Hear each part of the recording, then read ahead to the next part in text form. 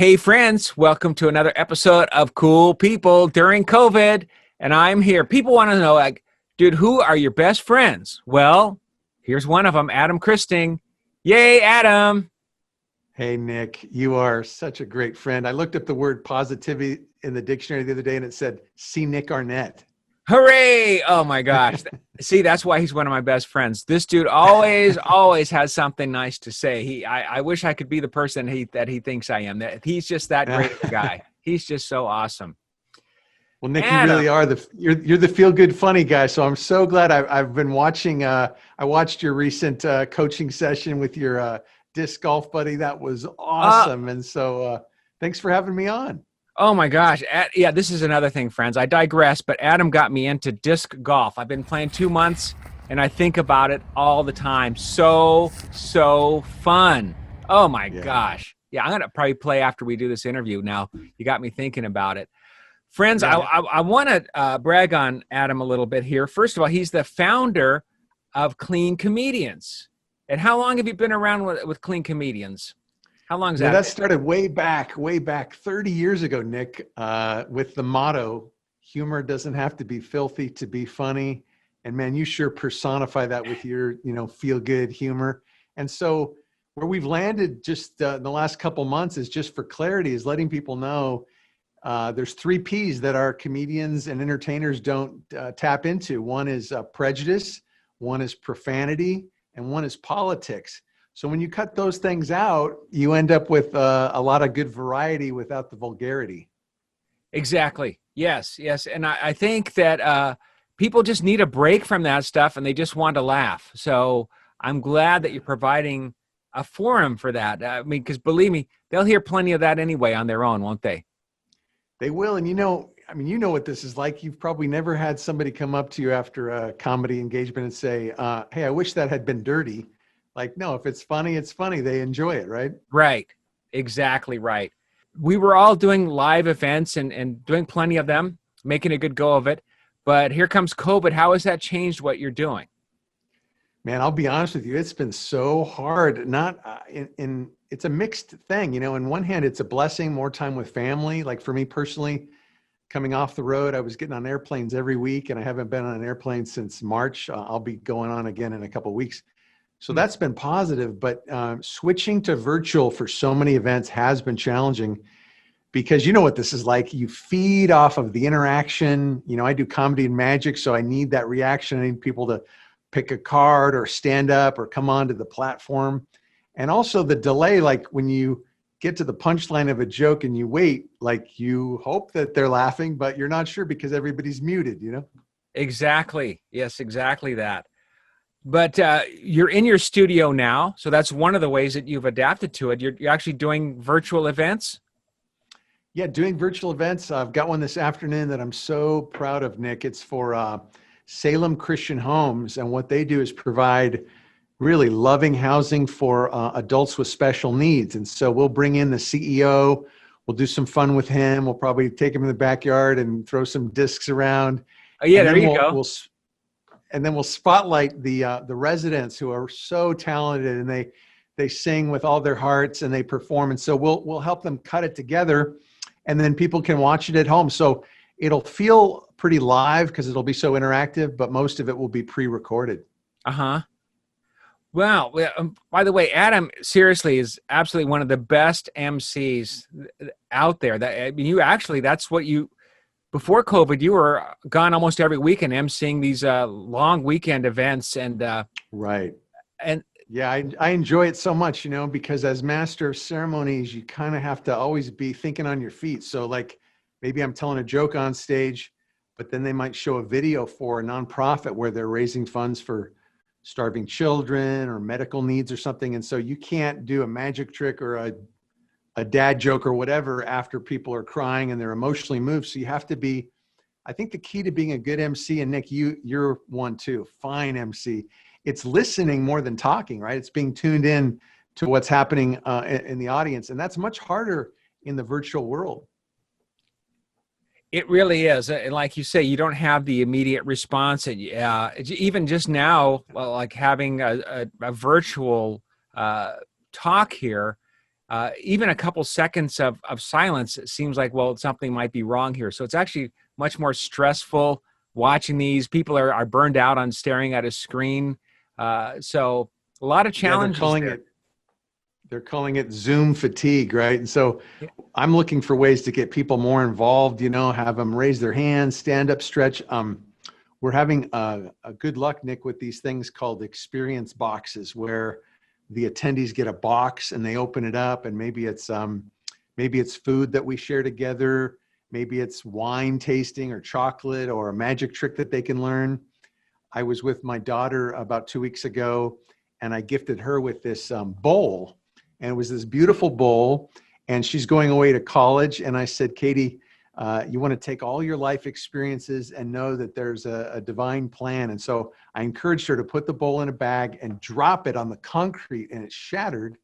And then we took this gold glue, beautiful gold glue, and we spent an hour gluing the pieces together, and it became more beautiful than it was before. And so that's a very meaningful memory with my daughter. And that's the kind of things we're doing at events now, is helping people have a shared experience, even though we have to do it through Zoom or through FaceTime or whatnot.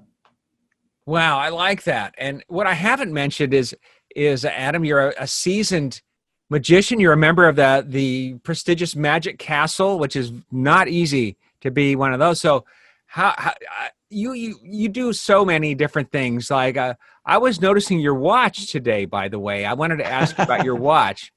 Oh yeah, I've Yeah. never talked about this, but I'll take it off and show your viewers here. It's pretty crazy. So I didn't have the guts to get a tattoo. So can you see it okay? There we go. Here, I'll show it right here.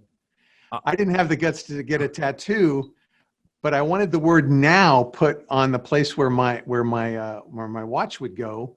And so I was in Austin, Texas at a gig one time, and this friend of mine says, "Hey, you got to get a tattoo." And I met with the tattoo artist, and he said, "Have you talked this over with your wife?" I said, "No." "Have you thought about it for very long?" I said, "No, not really." He said, "Have you had something to drink tonight?" I'd had a beer or two. So he said, "Come back tomorrow, and if you still want the tattoo, I'll give it to you." And I decided, instead of getting the $500 tattoo here, I would buy a $49 watch on Amazon that just says "now." And it's just a reminder to me, Nick, that now is the time. Don't wait to love on your family and friends. Don't wait to follow your dreams. So many of us are getting ready to get ready to get ready to get ready. Right. And we got to just go for it. If you wait till you feel like it, you just might not ever get it done. So I like true. it. There's so many self-help principles, but I think that's one that actually works, as you act as if. So like, you ever get invited to a party and you're like, I don't really want to go. Yeah. I don't want to get dressed up. I don't want to kind of put on a personality, but you just do it, right? You just show up, and pretty soon you're just like having a blast. Exactly. And back when you could hug people and shake hands and all that kind of stuff. But Sure. in the same way, I think if you wait for the feelings, you might be waiting a long time. But if you act your way into the feeling, it's really magical. Oh, yes, it is. Well, another great thing, I talked about your magic, but that is a really wonderful thing that you can still do in the virtual world. Would you mind sharing some of a little magic trick with us? Yeah, I like what you're doing so much, Nick, and I want to give your viewers kind of a special treat. So I'm going to actually teach you how a magic trick works. And so we're going to focus on this prediction that I have. So this is what the audience doesn't see, but see, I know what card is going to be picked because this is a clear envelope. So I cut it open so that your viewers could see kind of something sneaky that magicians do. We already know what's in the prediction. And so now let me just, I'm going to take that out and I'll set it down here. So now all I have to do is, when I have you select a card, I just have to make sure that you touch the card that I want, right? Right. And that sounds really hard, but literally I stack the deck like this, see? So that makes it so easy. So your listeners, your viewers have to promise they won't give away this secret, but I'll just show you how it would work. Like, so as I go through here, Nick, just say stop anytime you want. Stop. Okay, so that one, or do you want me to keep going? That one. Yeah. Okay, that one. Sure. Why not? Okay, that one. So see, then I show you that card, and we're all set. And Oh, bummer. What? Now, when something like this happens, you're really kind of in a jam because you wanted them to do this, Yeah. but you What? selected this because you're such a unique guy. And so that's when, as a magician, you got to go to plan B and show them the prediction. What? How about that, That's friends? that's for you, dude. Wow. Wow. Did you see that?